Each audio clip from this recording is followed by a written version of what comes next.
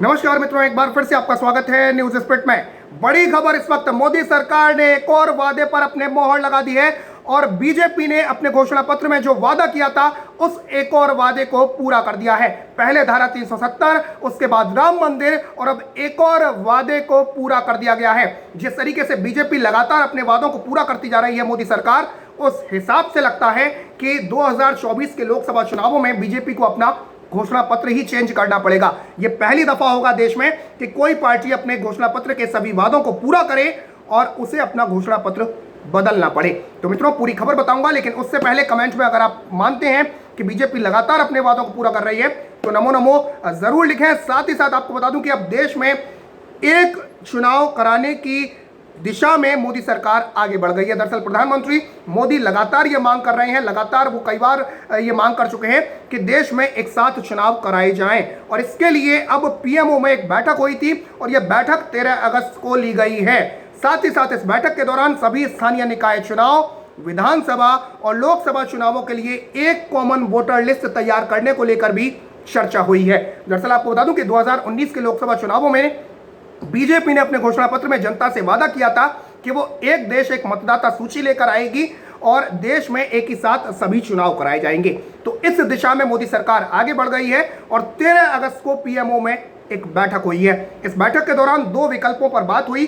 पहला विकल्प ये कि संविधान के आर्टिकल 243 के और 243 ZA में संशोधन किया जाए और देश में सभी चुनावों के लिए एक मतदाता सूची जो है वो अनिवार्य की जाए। दूसरा विकल्प ये निकला इस बैठक में कि राज्य सरकारों को अपने अपने कानूनों में बदलाव करके नगर पालिका और पंचायत चुनाव के लिए चुनाव आयोग की मतदाता सूची को अपनाने के लिए राजी किया जाए। दरअसल जो संविधान के जो ये दोनों आर्टिकल हैं, आपको बता दूं आर्टिकल 243 के और 243 ZA ये पंचायत और नगर निगम चुनावों से संबंधित है और ये जो दोनों आर्टिकल हैं ये राज्य चुनाव आयोग को मतदाता सूची बनाने और चुनाव कराने और उसे दिशा और नियंत्रित करने की शक्ति देते हैं। यानी राज्य जो हैं वो नगर निगम चुनावों में और पंचायत चुनावों में अपने हिसाब से मतदाता सूची बना सकते हैं। तो मोदी सरकार अब इन आर्टिकल में ही चेंज करने की बात कर रही है। इनमें संशोधन किया जा सकता है या फिर राज्यों को मनाया जा सकता है चुनाव आयोग की जो मतदाता सूची है उसे लागू करने के लिए।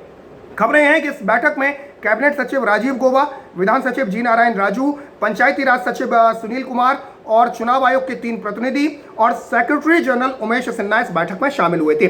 साथ ही साथ आपको बता दूं कि खबरें ये भी आ रही हैं कि इस बैठक अभी तक जो है जो देश में जो चलता है, आपको बता दूं कि अधिकतर राज्य अपने पंचायत और नगर निगम चुनावों के लिए चुनाव आयोग की मतदाता सूची का इस्तेमाल करते हैं। हालांकि उत्तर प्रदेश, उत्तराखंड, उड़ीसा, असम, मध्य प्रदेश, केरल, अरुणाचल प्रदेश, नागालैंड और जम्मू कश्मीर के पास स्थानीय चुनावों के लिए अपनी मतदाता सूची है। तो बैठक में यह तय हुआ कि पंचायती राज सचिव सुनील कुमार और अन्य राज्यों के स्थानीय चुनावों के लिए चुनाव आयोग की मतदाता सूची अपनाने के पक्ष में थे पंचायती राज सचिव सुनील कुमार। और बैठक के दौरान प्रधान सचिव पीके मिश्रा, जिन्होंने यह बैठक की अध्यक्षता की थी, प्रधानमंत्री के प्रधान सचिव हैं पीके मिश्रा, उन्होंने ही इस बैठक की अध्यक्षता की थी। तो उन्होंने कैबिनेट सचिव को इस विषय पर राज्य सरकारों से चर्चा करने के लिए कहा है और 1 महीने में अपना विचार वापस देने के लिए कहा है। यानी 1 महीने बाद इस मामले पर दोबारा बैठक हो सकती है। आपको बता दें कि पिछले लोकसभा चुनावों में बीजेपी ने अपने घोषणा पत्र में कॉमन मतदाता सूची का वादा किया था और बीजेपी के घोषणा पत्र में एक देश एक चुनाव की बात भी कही गई थी। यानी कि सरकार लोकसभा, विधानसभा और स्थानीय चुनाव एक साथ कराने पर विचार कर रही है, जिससे देश के संसाधन बचे और जिससे देश का पैसा भी बच सके। तो इस दिशा में मोदी सरकार ने एक और कदम आगे बढ़ा दिया है और अब देश में जल्द कॉमन मतदाता सूची आने वाली है। तो मित्रों, खबर को शेयर करें। साथ ही साथ अगर आप मोदी सरकार की इस पहल का समर्थन करते हैं तो शेयर करें। साथ ही साथ न्यूज स्पिरिट को सब्सक्राइब करें और राष्ट्र हित से जुड़ी खबरें देखने के लिए, देश दुनिया से जुड़ी तमाम खबरें देखने के लिए न्यूज स्पिरिट को सब्सक्राइब करें और बराबर में जो बेल आइकन है, जो घंटी का निशान है, उसे जरूर दबा दें। फिलहाल के लिए इतना ही। जय हिंद, जय भारत, नमस्कार।